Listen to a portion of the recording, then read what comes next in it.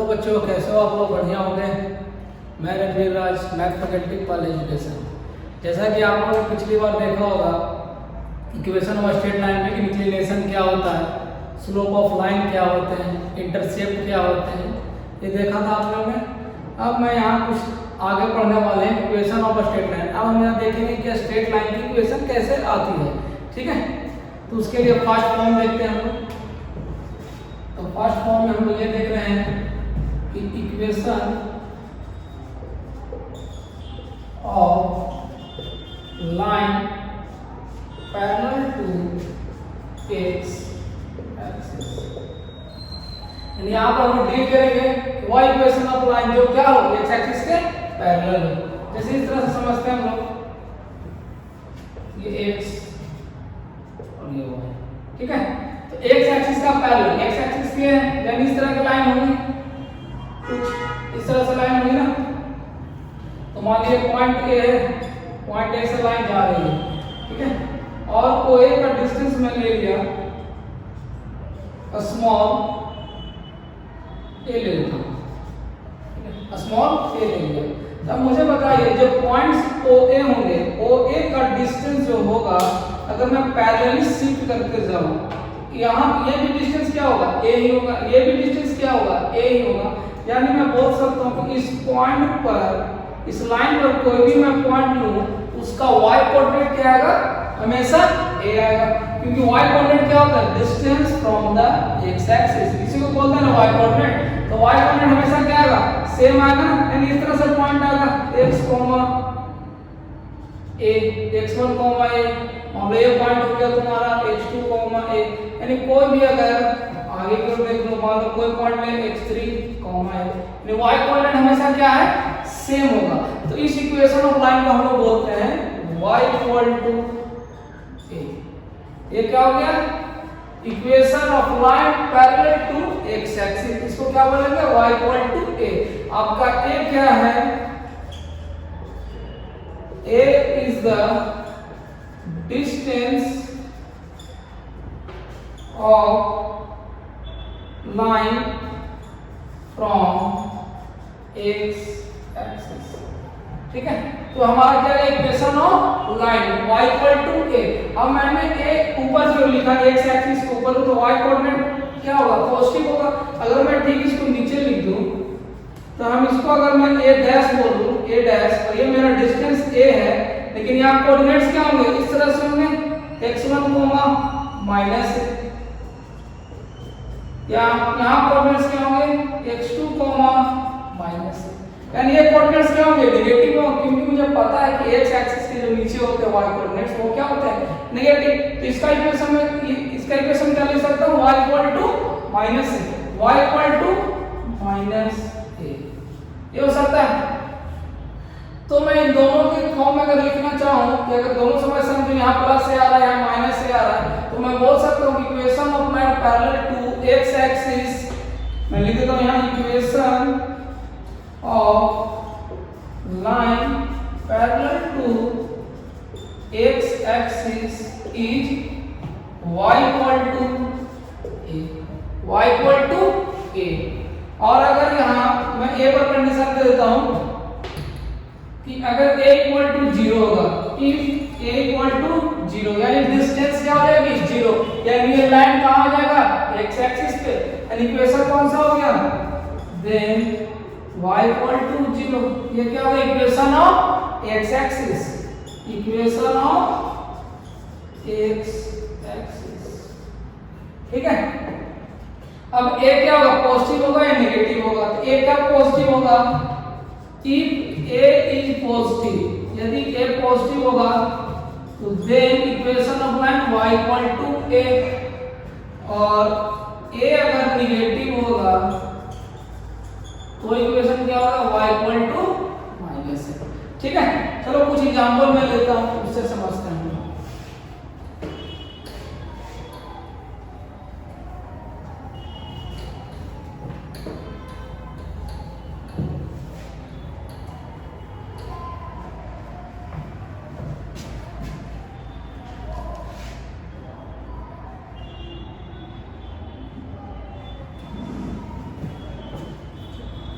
यहाँ एग्जांपल देखिए, अगर हमने लिया पॉइंट ए और उसका डिस्टेंस लिया कोऑर्डिनेट मान लिया 0,2, तो ओ ए इसका डिस्टेंस कितना होगा 2 होगा।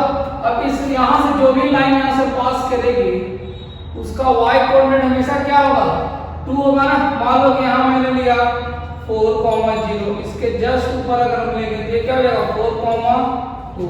हमने यहाँ लिया 5,0, इसके जस्ट ऊपर क्या हो जाएगा 5,2।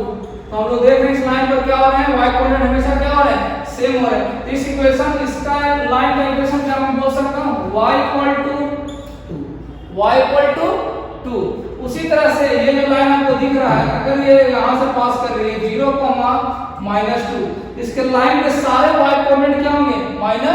तो मैं बोल सकता हूँ इसका इक्वेशन ऑफ लाइन क्या हो गया y = -2। समझ में आया। तो इसमें सिंपली तुम्हें इतना याद रखना है कि जो भी लाइन अगर एक्स एक्सिस का पैरेलल होगा तो एक्स एक्सिस उसकी डिस्टेंस जितनी भी होगी वो कर देना क्या आपको y = जो डिस्टेंस लिखा हुआ है वो। अगर बिलो होगी तो उसके लिए क्या करना है नेगेटिव साइन में लगाना होगा। समझ में आया।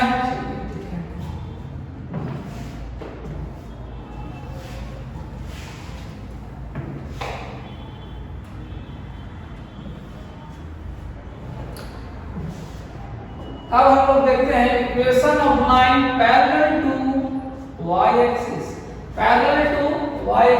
तो कांसेप्ट सेम है इसमें भी। अगर हमें y एक्सिस का पैरेलल देखना है तो हमारा लाइन कुछ इस तरह से दिखेगा ना, कुछ इस तरह से दिखेगा। मान लो ये a है, ये a' है, इसकी कोऑर्डिनेट तुम्हारा है a,0 और इसकी कोऑर्डिनेट है -a,0। तो इसकी डिस्टेंस कितनी हो गई -a होगा डिस्टेंस, तो a होगा लेकिन कोऑर्डिनेट्स क्या है -a, और यहाँ की डिस्टेंस क्या होगी a। अब यहाँ का जो भी हम पॉइंट उठाएं, कोई भी पॉइंट उठाएं तो y हमारा क्या होगा चेंज हो सकता है। मान लो ये y1 हो गया बट हमारा x कोऑर्डिनेट क्या होगा हमेशा सेम ही रहेगा, हमेशा क्या होगा सेम ही होगा। इसी तरह से इसमें भी क्या होगा सेम ही होगा ना। सो y1 डैश -a और इसमें लिख सकता हूं y2 डैश -a, यानी x की कोऑर्डिनेट क्या है हमेशा सेम होगी ना, क्योंकि ये लाइन क्या है आपस में पैरेलल है। तो इसकी डिस्टेंस यहां से अगर a है तो ये भी डिस्टेंस a होगा, ये भी डिस्टेंस a होगा, ये भी डिस्टेंस a होगा, सारे डिस्टेंस क्या हो गए। उसी तरह से यहां भी डिस्टेंस क्या हो रहा है a हो रहा है ना। तो इसका अगर इक्वेशन हम लाएंगे तो क्या हो जाएगा इसका x = -a और ये क्या हो जाएगा आपका x = a। समझ में आया। और y एक्सिस क्या हो गया आपका x = 0। x = क्या हो गया 0, क्योंकि आप यहां देखिए y एक्सिस पर x कोऑर्डिनेट हमेशा क्या होता है 0, इसलिए हम लोग क्या बोलते हैं x = 0। ठीक है। अब थर्ड फॉर्म हम लोग देखते हैं। अब ये इंपॉर्टेंट फॉर्म है।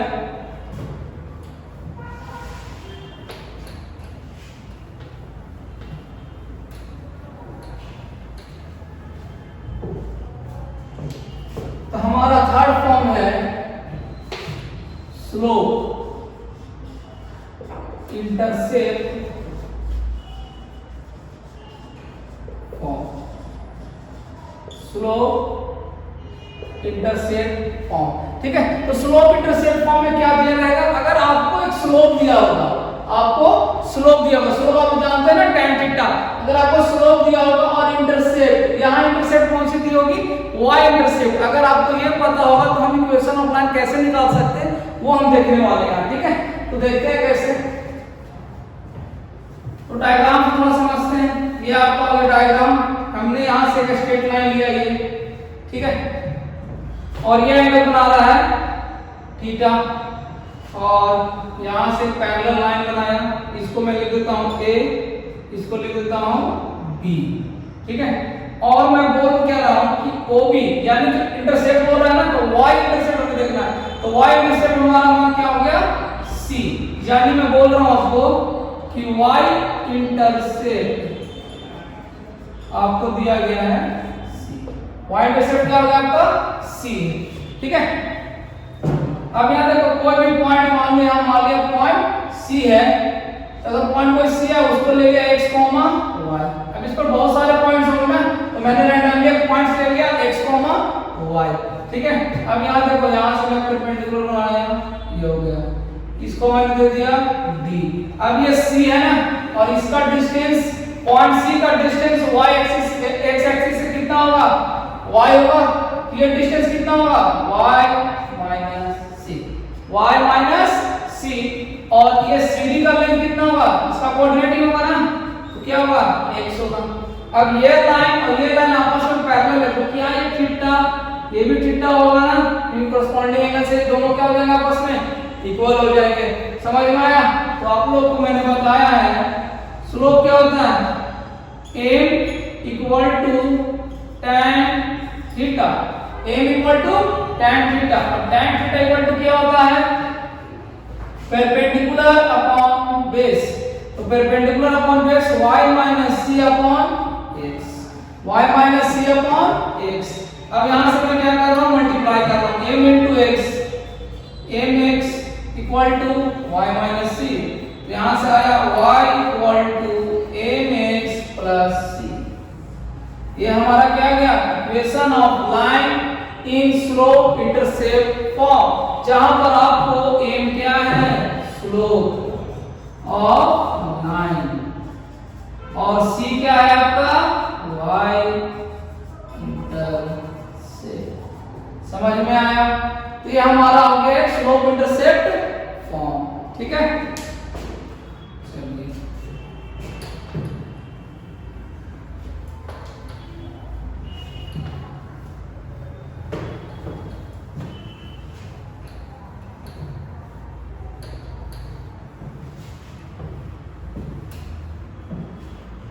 अब नेक्स्ट फॉर्म आती है आपका, उसको बोलते हैं हम लोग point slope form. Point slope form, यहां लिखने से पता चल गया कि यानी जो हमारा जो लाइन होगा, उस लाइन पर एक पॉइंट हमें गिवन होगा। क्या गिवन होगा, एक पॉइंट होगा, और मुझे क्या पता होगा, स्लोप पता होगा। समझ में आया? क्या पता होगा, स्लोप पता होगा। यानी अगर हमें पॉइंट और स्लोप अगर मुझे पता है, तो इन दोनों के हेल्प से हम इक्वेशन ऑफ लाइन कैसे निकालते हैं वो हम देखते हैं, ठीक है। यहां मैं डायग्राम बना रहा हूं, यहां से देख लो, ये मान लो तुम्हारा हो गया लाइन, ठीक है, और ये इसका इंक्लिनेशन ले लिया थीटा, और इस पर कोई रैंडमली कोई पॉइंट ले लिया, ये हो गया आपका a, इस पर एक पॉइंट b हो गया, x1, y1। ये आपको पॉइंट क्या है, गिवन है। समझ में आया? ये पॉइंट आपको क्या है, गिवन है। तो हम इसको पॉइंट स्लोप फॉर्म से कैसे निकालते हैं, ये हम देखते हैं, ठीक है। और एक पॉइंट मैंने c ले लिया, जो रैंडमली क्या कर रहा है, मूव कर रहा है, x, y क्या कर रहा है, रैंडमली मूव कर रहा है। तो फिर उसी तरह से निकालेंगे हम लोग tan थीटा, ये क्या हो गया, थीटा हो गया ना, पैरेलल है तो ये थीटा हो गया। तो आप बता सकते हैं इसकी लेंथ कितनी होगी, y माइनस y1, और BD की लेंथ कितनी होगी, x माइनस x1। दोबारा वही करता हूं मैं, tan theta equal to y minus y1 upon x minus x1, और tan थीटा क्या होता है, m होता है। समझ में आया? उसके बाद क्या करना है, क्रॉस मल्टीप्लाई कर दो, बस सिंपल सा है। तो m x minus x1 equal to y minus y1। तो हमारा क्या point slope form, y minus y1 equal to m x minus x1। समझ में आया? ये क्या हो गया आपका पॉइंट स्लोप फॉर्म, जिसमें आप देख रहे हैं कि x1 और y1 क्या हो गया, हमें गिवन है। x1 और y1 क्या है, हमें गिवन है, और m भी स्लोप भी हमें गिवन है। तो हो गया पॉइंट स्लोप फॉर्म, ठीक है। चलिए अच्छा, इसको मेथड 2, तो एक और मेथड से मैं कर सकता हूं, देखिए कैसे करता हूं।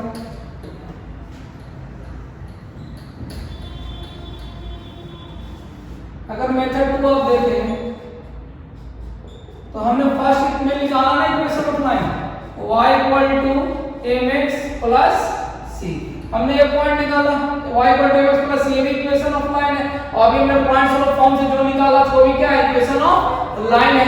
तो यहां देखो, अगर ये इक्वेशन ऑफ लाइन है और ये इक्वेशन ऑफ लाइन जो है ये पॉइंट कहां से पास कर रही है x1, y1 से। तो ये जो पॉइंट होगा इस लाइन को सेटिस्फाई करेगा। तो सेटिस्फाई करने का मतलब क्या होगा, y क्या हो जाएगा, y1 हो जाएगा, m क्या हो जाएगा, m x1 प्लस c।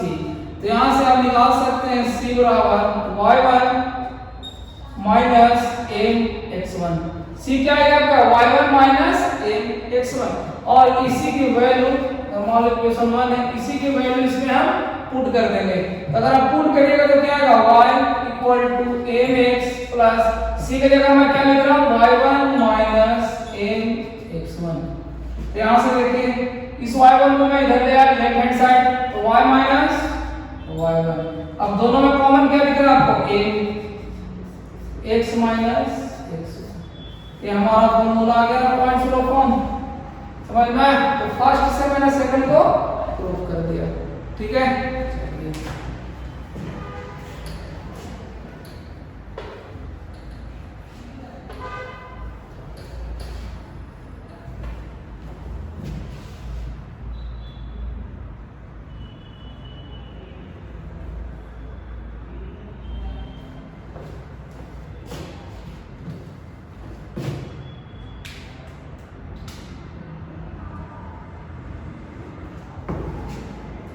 अब मुझे देखना है नेक्स्ट फॉर्म हमारा जो है फिफ्थ फॉर्म, वो है 2 पॉइंट फॉर्म। 2 पॉइंट फॉर्म, तो 2 पॉइंट फॉर्म का मतलब क्या होगा, यानी लाइन पर कितने पॉइंट्स होंगे, 2 पॉइंट्स होंगे। उन्हीं 2 पॉइंट के हेल्प से हमें क्या निकालना होगा, इक्वेशन ऑफ स्ट्रेट लाइन। तो देखिए कैसे निकलता है, ये ग्राफ आपको सामने दिख रहा होगा, ये इंक्लिनेशन क्या है, थीटा है, समझ में। एक पॉइंट मान लो यहाँ a है, x1, y1, और एक पॉइंट यहाँ क्या है, b है, जो क्या x2, y2। 2 गिवन पॉइंट है ना आपके इस लाइन पर, 2 गिवन पॉइंट आपको दिख रहा है। तो मुझे बता सकते हैं कि स्लोप क्या होगा, स्लोप तो निकाल सकते हैं ना 2 पॉइंट फॉर्म। 2 पॉइंट अगर हमें पता है कि स्लोप निकालने के लिए फॉर्मूला आपको बताया गया है ना, क्या होगा, y2 minus y1 upon x2 minus x1, y2 minus y1 upon x2 minus x1। तो हमें स्लोप मिल गया। स्लोप का क्या मतलब हमें क्या मिल गया, m मिल गया, m मिल गया ना। अब मैं इसी स्लोप को क्या करूंगा, पॉइंट स्लोप फॉर्म की इक्वेशन में पुट कर दूंगा।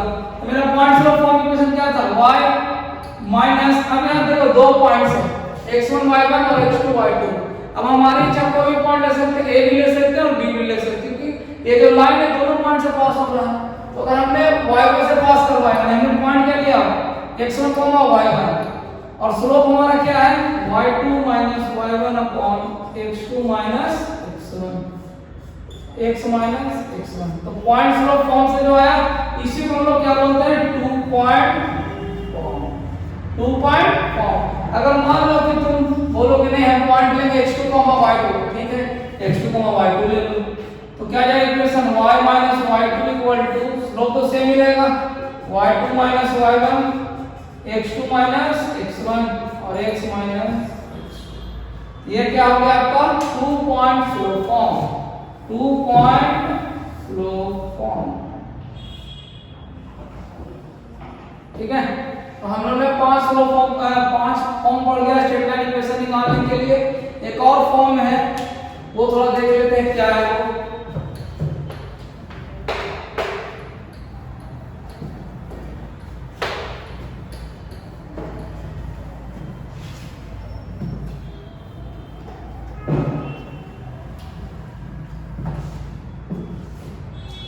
तो हमारा जो नेक्स्ट है वो है इंटरसेप्ट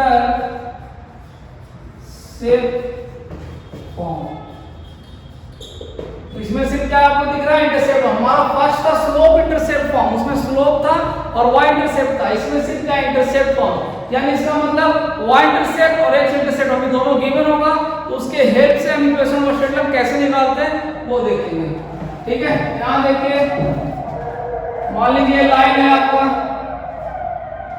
ये पॉइंट A है, ये पॉइंट B है, और इसका कोऑर्डिनेट्स मैंने ले लिया a, 0 और इसका कोऑर्डिनेट ले लिया 0, b, ठीक है, 0, b। तो यहां देखो 2, अब ये लाइन आपको दिख रहा है, इसमें 2 पॉइंट्स आपको दिख दोनों के कोऑर्डिनेट्स आपको पता है, तो क्या मैं स्लोप निकाल सकता हूँ? हाँ, तो स्लोप निकाल लीजिए। तो स्लोप क्या आ जाएगा आपका?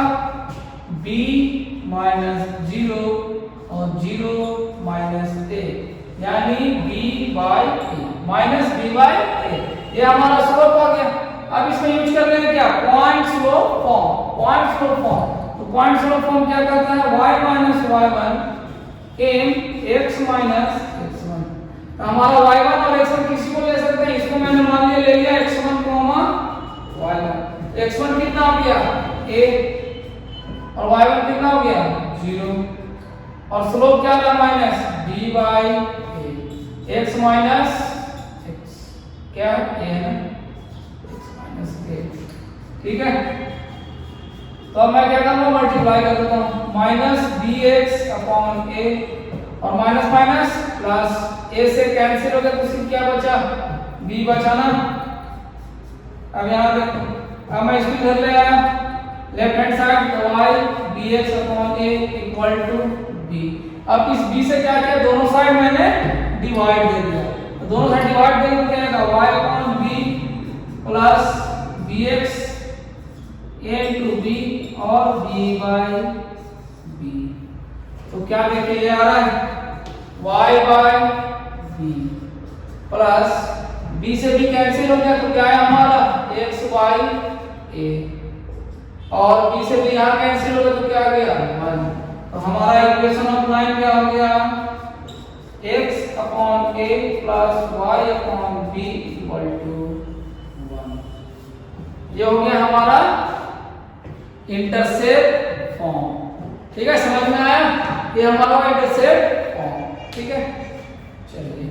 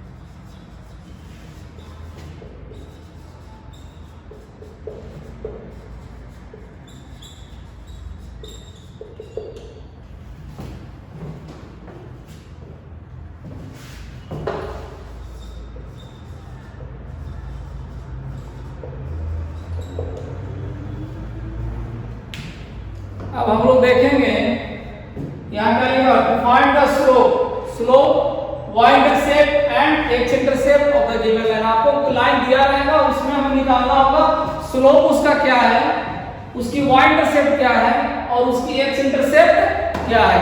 ठीक है, तो इसको देखिए कैसे निकालते हैं, एग्जांपल समझते हैं। एग्जांपल हमने ले लिया 2x 3y = 7। ये हो गया आपका equation of line.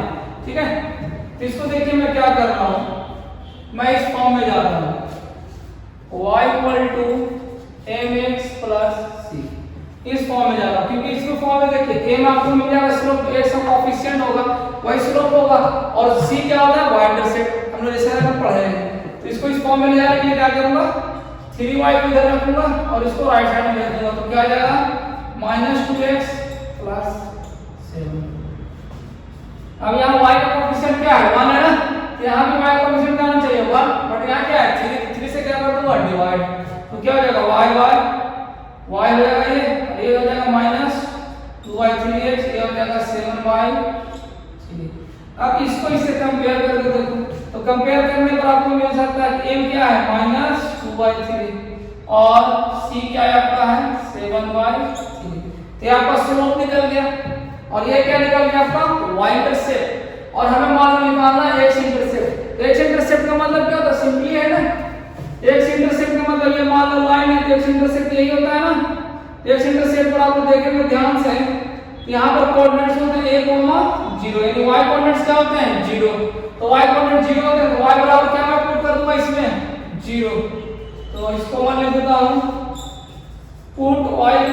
0 in equation 1, in equation 1। तो हम लोग क्या देखेंगे, 0 हो गया y और -2/3x प्लस 7/3 ये हो गया। अब इसको मैं इधर सॉल्व कर रहा हूं।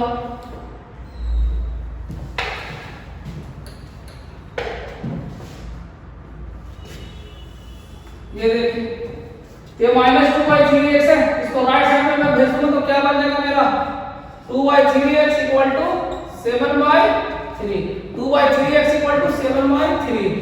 तो 3 से 3 कैंसिल हो गया, तो सिर्फ क्या बचा x बराबर 7/2। ये मेरा क्या हो गया x इंटरसेप्ट, और ये आपका क्या हो गया y इंटरसेप्ट, और ये आपका क्या हो गया क्या हो गया slope.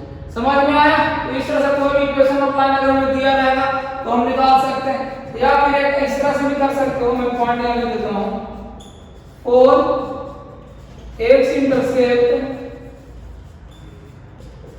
Put y equal to 0 और y intercept put x equal to 0। इससे आप करिएगा तो आपका x इंटरसेप्ट और y इंटरसेप्ट दोनों निकल जाएगा। ठीक है, चलिए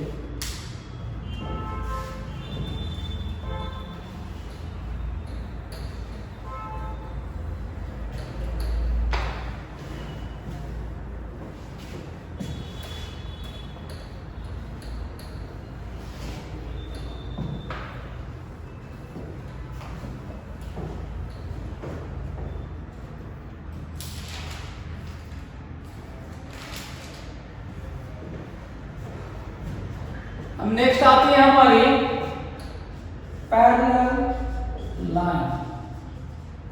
पैरेलल लाइन, ये पैरेलल लाइन क्या होता है? ठीक है, तो पैरेलल लाइन क्या होता है ये आप समझते हैं।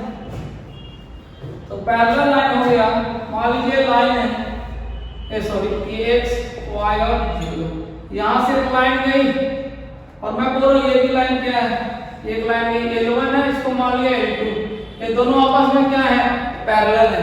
तो दो लाइन पैरेलल होने, दो हो या दो से ज्यादा हो, 3 हो 4 हो, आपस में पैरेलल तभी हो सकते हैं जब दोनों लाइन का स्लोप क्या हो सेम हो। अगर स्लोप सेम हुआ तो मैं बोल सकता हूं वो लाइन क्या है पैरेलल है। समझ में आया? तो पैरेलल लाइन के लिए क्या है स्लोप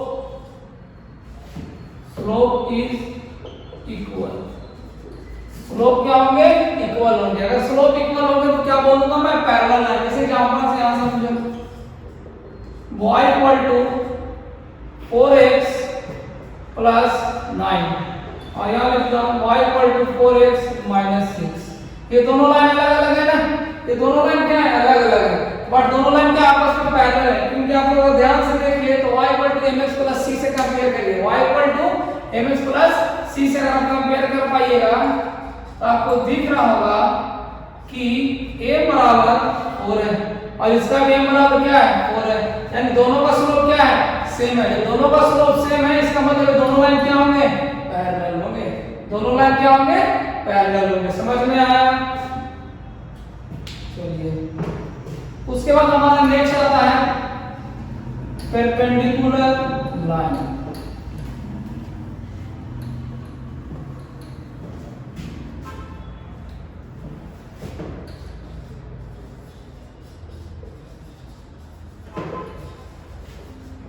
परपेंडिकुलर लाइंस, यानी परपेंडिकुलर लाइन जब दो लाइन परपेंडिकुलर कब होंगे तो उसको हम लोग देखते हैं।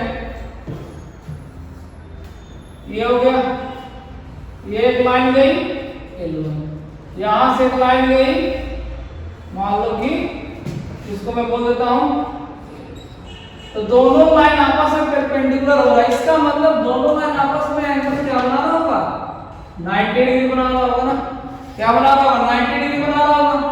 और इस लाइन का मैंने ले लिया इंक्लिनेशन थीटा है और इसकी इंक्लिनेशन क्या है अल्फा है, इसकी इंक्लिनेशन क्या है अल्फा है। तब मुझे बताओ एक प्रॉपर्टी तुम लोग पढ़े होंगे कि ये जो एंगल है जो आउटसाइड बाहर है इसकी अपोजिट साइड वाले जो एंगल है उसका सम ही तो ये होता है ना, तो मैं बोल सकता हूं कि alpha equal to theta plus 90 degree.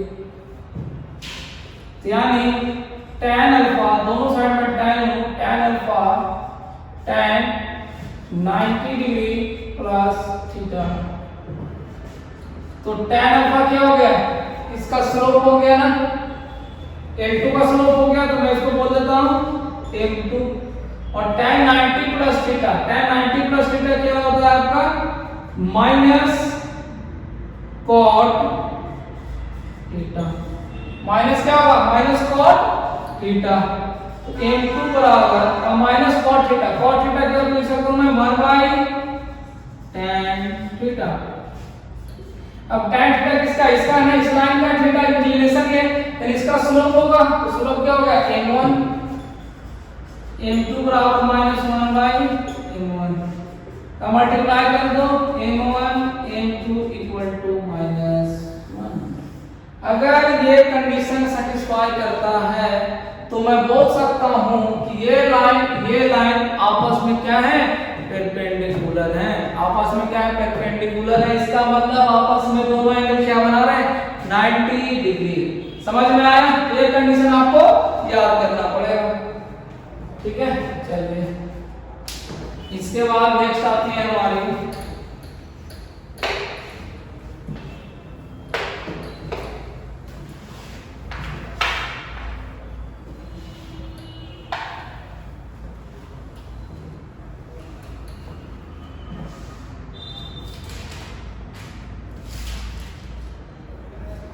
Equally inclined line.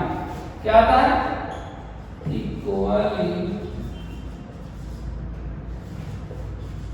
Inclined line.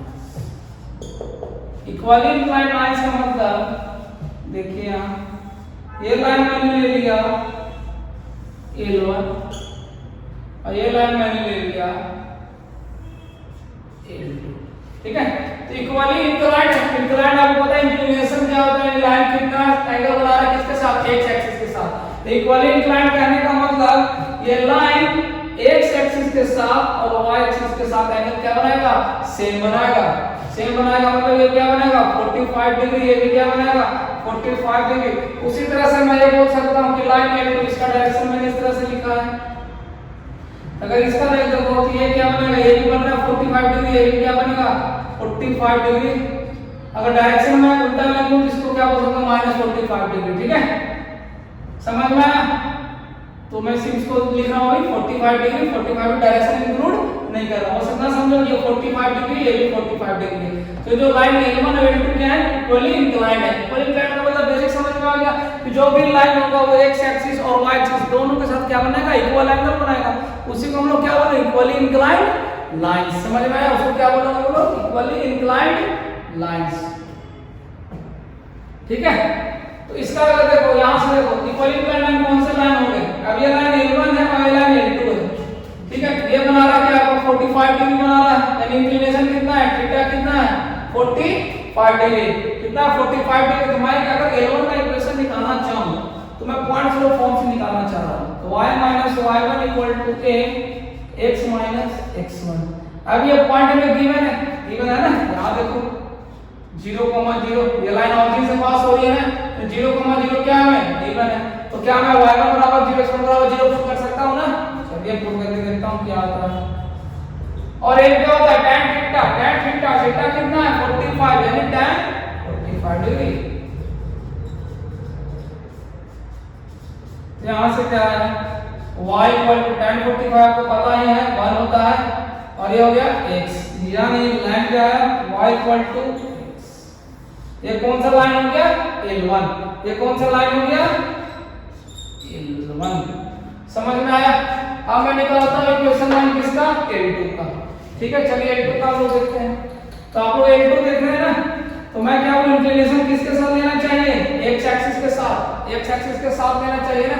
तो अगर x एक्सिस के साथ हम इसका देखें एंगल, तो मैं यहां से ले रहा हूं एंटी क्लॉकवाइज डायरेक्शन में, तो कितना में 90 + 45 कितना हो गया 135। इसको भी पॉइंट्स को फॉर्म से यूज करता हूं। ये भी लाइन आपको कहां दिख रहा है ऑरिजिन से पास कर रहा है, तो मैं ये लिख सकता हूँ y minus 0 tan 135 degree x minus 0।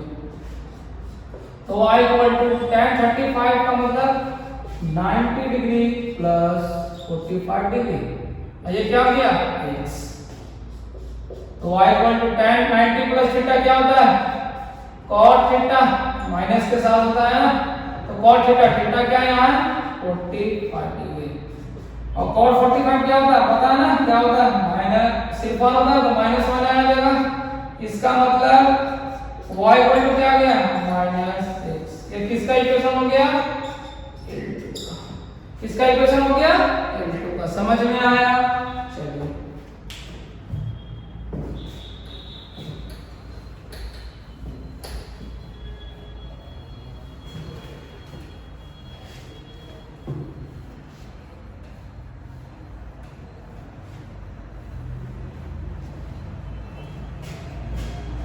हमारा इस चैप्टर का लास्ट टॉपिक है। लास्ट टॉपिक क्या है ये देख लो, collinearity of 3 points, collinearity of 3 points. इसको यहां से काट दूंगा, फ्रेम पे बाहर जाकर आइए, हां फ्रेम पे बाहर जाकर फिर जाइए बाहर, और थोड़ा ठीक है। अब हम लोग पढ़ेंगे क्या condition of collinearity of 3 points. ठीक है, तो ये समझते हैं 3 पॉइंट्स हमें दिया गया है, तो तीनों पॉइंट्स आपस में कोलिनियर है कि नहीं। तो कोलिनियर कहने का मतलब वो तीनों पॉइंट्स कहाँ हैं, एक ही लाइन में होने चाहिए। अगर एक लाइन में तीनों पॉइंट्स हैं तो मैं बोल सकता हूँ तीनों पॉइंट्स कहाँ हैं कोलिनियर। समझ में आया? यानी एक लाइन है और यहाँ पर 3 पॉइंट्स हैं ए बी और सी। समझ में आया? ए बी और सी, और इसके कोऑर्डिनेट्स क्या हैं आपको x1, y1, x2, y2, x3, y3। समझ में आया? तब 3 पॉइंट्स हैं, एक कोलिनियर है, यानी कहने का मतलब एक ही लाइन में। और जब अगर ये एक ही लाइन में होंगे तो क्या मैं बोल सकता हूँ कि स्लोप सारे के क्या होंगे आपस में इक्वल होंगे, यानी slope of A B equal to slope of B. और आपको स्लोप पता है, निकालते कैसे कि 2 पॉइंट है, यानी y2 minus y1 upon x2 minus x1 equal to y3 minus y2 और x3 माइनस x2। तो ये आपको स्लोप अगर इक्वल हो गए तो मैं बोल सकता हूँ तीनों पॉइंट्स के आपस में कोलिनियर। ठीक है, तो इसके साथ हमारा चैप्टर क्या होता है खत्म होता है। ठीक है।